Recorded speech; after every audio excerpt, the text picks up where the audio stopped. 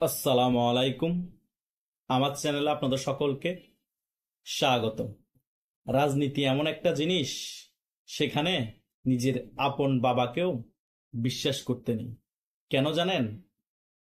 যে নেত্রীর হাত ধরেই যে সেনা প্রধানের উত্থান, সে সেনা প্রধানের হাত ধরেই সেই নেত্রীর পতন। কার কথা বলছি জানেন? শেখ হাসিনার কথা বলছি। আর কোন সেনা প্রধান জানেন? ওয়াকারুজ্জামান। তাই রাজনীতিতে ধনেশ উল্টে যেতে সময় লাগে না। ডক্টর ইউনূস সরকারের আমলে অনেকেই বোঝানোর চেষ্টা করতেছে যে আওয়ামী লীগের চ্যাপ্টার ক্লোজ। আওয়ামী লীগের বাংলাদেশে আওয়ামী লীগ নামে রাজনীতি করতে পারবে না। আওয়ামী লীগের বাংলাদেশে ক্ষমতায় আসতে পারবে না। আমার কথা হচ্ছে, আওয়ামী লীগের বাংলাদেশে ফিরে আসার কয়েক হাজার কারণ আছে, আবার ফিরে না আসারও কারণ আছে। কিন্তু ফিরে না আসার যে কারণগুলো আছে, সে কারণগুলো বাংলাদেশে এখন যে সকল দল রাজনীতি করতেছে, সকল দলই এ সকল কাজ করে এসেছে। আপনারা বলছেন আওয়ামী লীগ গণহত্যাকারী। এই গণহত্যাকারী দল কি জামাত না? 1971 সালে জামাতের ভূমিকা কি ছিল আমরা বাংলাদেশের সকল মানুষ জানি না? সেটার জন্য কি জামাত এখনো ক্ষমা চেয়েছে? কিন্তু জামাত কি বাংলাদেশের রাজনীতি এখন করছে না? জামাত কি এখন বাংলাদেশে আবার যে সামনে নির্বাচন হবে সেখানে অংশগ্রহণ করবে না? অবশ্যই করবে। ওই দায়ে যদি আপনি বলেন আওয়ামী লীগ আর ফিরবে না, আওয়ামী লীগের রাজনীতি এখানেই শেষ, তাহলে ওইটা আপনার ভুল প্রমাণিত হলো। দ্বিতীয় কাহিনী হচ্ছে, অনেকেই বলে থাকে শেখ হাসিনার আমলে 16 বছরে দুর্নীতি হয়েছে, খুন হয়েছে, গুম হয়েছে, টাকা পাচার হয়েছে। আরে ভাই, বিএনপির আমলে কি হয়নি? বিএনপি 2001 থেকে 2006 শাসন আমল কিরকম ছিল? দুর্নীতিতে বারবার বিএনপি চ্যাম্পিয়ন হয়নি? হাওয়া ভবন থেকে কি হতো? তারেক জিয়া সেনাবাহিনীকে মারেনি? মেরেছে তো। কি করেনি? আমরা আরো অনেক তথ্য জানি। সে ব্যাপারে যদি বলেন আওয়ামী লীগ আর ফিরে আসবে না, আওয়ামী লীগের রাজনীতি শেষ, সেটাও আপনাদের ভুল প্রমাণিত হলো। তাহলে বাংলাদেশের যে সকল রাজনৈতিক দল আছে, সে সকল দলের সাথে অন্য দলের আচরণ 19-20, হয়তোবা মতাদর্শ কিছু ভিন্ন হতে পারে, কিন্তু আচরণগতভাবে তেমন কোনো পার্থক্য নেই। যেই ক্ষমতায় আসে সেই বলে আমি গণতান্ত্রিক দল, যেই ক্ষমতায় আসে সে আবার তার অ্যান্টি যে দল থাকে তাকে বলে ফেসিস্ট দল, সে সন্ত্রাসী দল। আওয়ামী লীগের আমরা আওয়ামী লীগ শুধু বোঝাতে চাইতো যে আওয়ামী লীগ অনেক বড় গণতান্ত্রিক দল, যেটা সত্য কথা, এটা বলতেই হবে। এখন বিএনপি ক্ষমতা আসার আগেই ডক্টর ইউনূস ক্ষমতা আছে, ওরা সকলে সেন্টিকে বোঝানোর চেষ্টা করছে বাংলাদেশে আওয়ামী লীগ শুধু ফেসিস্ট দল আর বাংলাদেশের সকল দল হচ্ছে গণতান্ত্রিক দল, তাই আওয়ামী লীগকে রাজনীতিতে আসতে দেয়া যাবে না। কিন্তু আওয়ামী লীগকে যে রাজনীতিতে আসতে দেওয়া যাবে না, সে কারণগুলো কিন্তু অন্যান্য রাজনৈতিক দলও কিন্তু করেছে। কিন্তু তারা এখন গায়ের জোরে বলছে আওয়ামী লীগ রাজনীতি করতে পারবে না, আওয়ামী লীগ রাজনীতিতে ফিরতে পারবে না। আরে ভাই, আওয়ামী লীগ যদি রাজনীতিতে ফিরতে না পারে, আওয়ামী লীগের কর্মীরা যদি রাজনীতি করতে না পারে, তাহলে যে বাংলাদেশের 40 থেকে 50% ভোটার আছে আওয়ামী লীগের, ওগুলাকে কি আপনারা বঙ্গোপসাগরে ভাসায় দিবেন? ওরা কাকে ভোট দিবে? ওরা তো জন্মের পর থেকে, ভোটার হওয়ার পর থেকে আওয়ামী লীগ ছাড়া কিছু বুঝে না, নৌকা প্রতীক ছাড়া কিছু বুঝে না। আওয়ামী লীগ যদি নির্বাচনে না আসতে পারে, রাজনীতি নাই করতে পারে, তাহলে 50% মানুষের আপনি ভোটার যে আইডি কার্ড আছে সেটা বাতিল করে দেন। তাদের কোনো নাগরিকত্ব থাকবে না, তারা ভোটও দিতে পারবে না, তারা আওয়ামী লীগ করে শিকার না। আর 50% মানুষকে নিয়ে আপনার দেশ চালান, আর 50% মানুষকে নিয়ে আপনি নির্বাচন করুন। এটা ছাড়া আর কোনো ওয়ে নাই তো। তাহলে আওয়ামী লীগ ফিরে না আসার কারণ কি? কারণ কিছুই নেই। আওয়ামী লীগ ফিরে আসার কারণ অনেক আছে। কি কারণ আছে? আওয়ামী লীগ বিগত 16 বছরে যা করে নাই, তা এই 11 মাসে এই ফেসিস্ট ডক্টর ইউনূস সরকার তা করে দেখিয়েছে। যেটা জনগণই বলছে আগেই ভালো ছিলাম।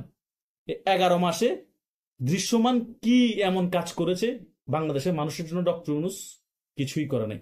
আর শেখ হাসিনা 16 বছর শাসন আমলে দৃশ্যমান কি করেছে?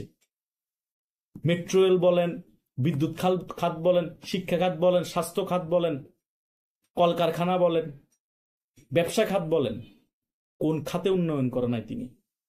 দুর্নয়নের দুর্নীতির সাথে সাথে উন্নয়নও করেছেন। কিন্তু এখন যে 11 মাসের যে সরকার দেখছেন, সে শুধু দুর্নীতি করে যাচ্ছে, কোনো উন্নয়ন করছে না।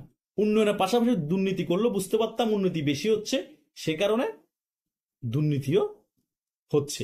শুধু দুর্নীতি চলতেছে, চাঁদাবাজি চলতেছে, লুটপাট চলতেছে, কোনো উন্নয়ন নাই। আর বলতেছে শেখ হাসিনা ফেসিস্ট ছিল, স্বৈরাচার ছিল, তাকে আর ক্ষমতা আসতে দেওয়া না। আরে ভাই, বাংলাদেশে কোন শাসক ছিল না ফেসিস্ট স্বৈরাচার? কোন শাসক বাংলাদেশে টাকা পাচার করে না? কোন শাসক দুর্নীতি করে না? গুম হত্যার সাথে জড়িত ছিল না? কোন শাসকের হাতে রক্তের দাগ ছিল না? শেখ মুজিবের হাতেও ছিল, জিয়া রহমানের হাতেও ছিল, এরশাদের হাতেও ছিল, খালেদা জিয়ার হাতেও ছিল, এবং এই ডক্টর সরকার আসার পরও এই গোপালগঞ্জের গণহত্যার কারণে তারও হাতে রক্ত লেগে আছে, শেখ হাসিনার হাতেও আছে। তাও কেউ ধোয়া তুলসী পাতা না। তাই বাংলাদেশের রাজনৈতিক কালচার এমন, জনগণও এমন রাজনৈতিক কালচারের সাথে মানিয়ে নিতে পেরেছে। তাই সকল রাজনৈতিক দল রাজনীতি করতেই হবে, এভাবেই করে বাংলাদেশের রাজনীতি চলবে, কেউ মানুক আর না মানুক।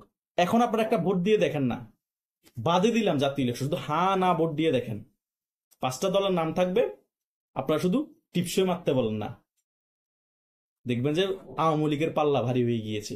আগে সমান সমান ছিল না ভোট পার্সেন্টেজ, 40% আওয়ামী লীগ পেলে হয়তোবা 41% বিএনপি পেত, 41% বিএনপি পেলে 40% আওয়ামী লীগ পেত। এখন দেখবেন যে 50% আওয়ামী লীগ পাবে, বিএনপি পাবে 35%, আর 15% অন্যান্য দলরা পাবে। এই পরিস্থিতি বাংলাদেশ এখন বিরাজমান। কিন্তু ভয়ে অনেকে কথা বলতে পারছে না, ভয়ে অনেকে অনেক কিছু প্রতিবাদ করতে পারছে না। সাথে সাথে মবের সৃষ্টি হচ্ছে, নিরীহ রিক্সাদারদেরকে পুলিশে ধরিয়ে দেওয়া হচ্ছে, নিরীহ মহিলাদেরকে পুলিশে ধরিয়ে দেওয়া হচ্ছে, যেটা আমরা ধানমন্ডি 32-এর ঘটনায় সকল কিছু দেখতে পেয়েছি। এটা হচ্ছে বাংলাদেশের বাস্তব পরিস্থিতি। এই সকল কারণ দেখে কি এখনো মনে হয় না আওয়ামী লীগের ফিরে আসার অনেক কারণ আছে? আর আওয়ামী লীগ ফিরে আসেনি কই?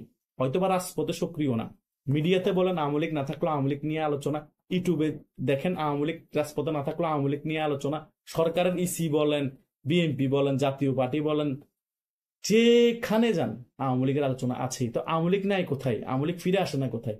আওয়ামী লীগ রাজপথের রাজনীতিতে ফিরে আসে না, কিন্তু ভার্চুয়ালি রাজনীতি বলেন, টকশোর রাজনীতি বলেন, সকল জায়গায় আওয়ামী লীগের রাজনীতি ফিরে এসেছে, এবং আওয়ামী লীগ নিয়ে কথা বলতো সকলে বাধ্য হচ্ছে। কারণ আওয়ামী লীগ একটা ফ্যাক্ট রে ভাই, আওয়ামী লীগ একটা ফ্যাক্ট।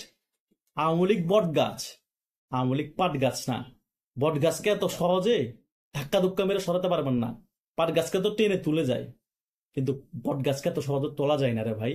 আওয়ামী লীগ হচ্ছে হিমালয় পর্বত, আওয়ামী লীগকে ধাক্কা দিয়ে আপনি লড়াতে পারবেন না। কথা বুঝেন নাই? এটাই হচ্ছে বাংলাদেশ আওয়ামী লীগ। তাই বাংলাদেশ আওয়ামী লীগকে নিশ্চিহ্ন করে দেওয়া, বাংলাদেশ আওয়ামী লীগকে কোণঠাসা করে দেওয়া, এগুলো কোনো বড় বিষয় না। নিশ্চিহ্ন এক জিনিস, কোণঠাসা আরেক জিনিস। কোণঠাসা মানে খানিক সময়ের জন্য চুপ হয়ে থাকা, আর নিশ্চিহ্ন করে দেওয়ার মতো দল আওয়ামী লীগ না। চুনুপুটি দল নিশ্চিহ্ন হয় নাই। আওয়ামী লীগ 16 বছরে এত চেষ্টা করার পর জামাত ইসলামকে নিশ্চিহ্ন করতে পেরেছে, বরং আরো শক্তি নিয়ে জামাত ইসলামী ফিরে এসেছে। আর আওয়ামী লীগের মতো এত দল নিশ্চিহ্ন করার চেষ্টা করলে আওয়ামী লীগ কত 10 গুণ শক্তি নিয়ে ফিরে আসবে কল্পনা করতে পারেন? আর আওয়ামী লীগ ফিরে আসার কারণ তো অনেক এখন হয়ে গিয়েছে, যেটা আগে কম ছিল। এখন জনগণ আওয়ামী লীগের পাশে আছে। জনগণ বুঝতে পেরেছে যে আমরা পতন করে কত ভুল করেছি। জনগণ এটাও বুঝতে পেরেছে আমাদেরকে বিনাশ করে নামিয়ে দেশটাকে এরা লুটে পুটে খাচ্ছে, দেশটাকে এরা ধ্বংস করে দিয়েছে। তো সেই জনগণ এখন আওয়ামী লীগের পাশে থাকবে না, আপনাদের পাশে থাকবে। আপনারা এখন প্রশাসন আপনাদের হাতে আছে, গায়ের জোর দেখিয়ে বলতে পারতেছেন আওয়ামী লীগ স্বৈরাচার, আওয়ামী লীগ এই করেছে সেই করেছে। আরে ভাই, আপনারাও তো কম করছেন না। আর আপনাদের আগে বা আওয়ামী লীগের আগে বিগত সরকারও তো কম করেনি। ওইসব কথা এখন বলা হচ্ছে না।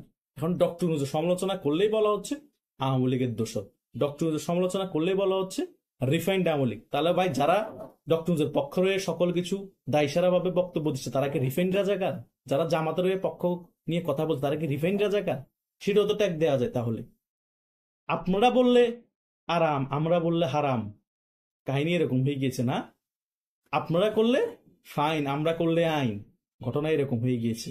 এসব পক্ষপাতিত্বমূলক ব্যাপার আপনারা করলে ঠিক আছে, আর অন্যরা করলে তখন সেটা হারাম হয়ে যায়। এগুলো ফতুয়া আপনাদের। যেটা সত্য সেটা সত্য বলতে হবে।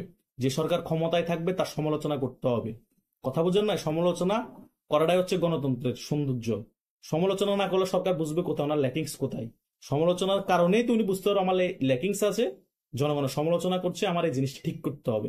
তিনি আছে এখন শুধু আওয়ামী লীগ নিয়ে, বিএনপি আছে শুধু আওয়ামী লীগ নিয়ে। আরে ভাই, গণতন্ত্রের কথা বলো, আবার এত বড় দলকে তোমরা মাইনাস করে দিবা, তোমরা ক্ষমতায় বসে যাবা নির্বাচন নিজেরা সাধারণ নির্বাচন দিয়ে। তাহলে আওয়ামী লীগের ওই বিগত 3বারের নির্বাচন সকল কিছু জায়েজ করে ফেলতেছো তোমরা, জায়েজ অলরেডি হয়ে গিয়েছে এই সকল আচরণের কারণে। জনগণ বুঝতে পেরেছে বাংলাদেশে যেই সুযোগ পায় সেই এভাবে বিনা ভোটে সরকারে চলে আসতে চায়, শুধু দোষ করে কি আওয়ামী লীগের। ওই বলে যে পুকুরের মধ্যে ঘু খায় সব মাছের, দোষ পরে পাঙ্গাসের। এই কাহিনী গেছে এরকম, বিনা ভোটে সকলে চলে আসতে চায় ক্ষমতায়, দোষ পরে আওয়ামী লীগের। স্বৈরাচারী আচরণ সকল দলই করে, দোষ পরে আওয়ামী লীগের। কথা বুঝেন না? গণহত্যা সকল দলই করে, রক্তের দাগ সকল দলের হাতেই আছে, কিন্তু দোষ পরে আওয়ামী লীগের। ওই যারা পছন্দ করি না তা সে সুন্দর করে হাঁটলো, তার চলন বাঁকা। এটাই আমাদের বাংলাদেশের বাস্তব রাজনীতি। এই রাজনীতি আর চলবে না বাংলাদেশে। আওয়ামী লীগ যত সময় ফিরে আসবে, এবং আওয়ামী লীগের ফিরে আসার অনেক কারণ আছে। আর আওয়ামী লীগ হারিয়ে যাওয়ার কারণ যেগুলা বলছে, এগুলা সকল দলের সাথে সামঞ্জস্যতাপূর্ণ, কারণ সকল দলে এই সকল কার্যকলাপ ক্ষমতা যখন ছিল সকলেই এগুলা করেছে। এটাই হচ্ছে বাংলাদেশের বাস্তব রাজনীতির প্রেক্ষাপট। ধন্যবাদ সকলকে।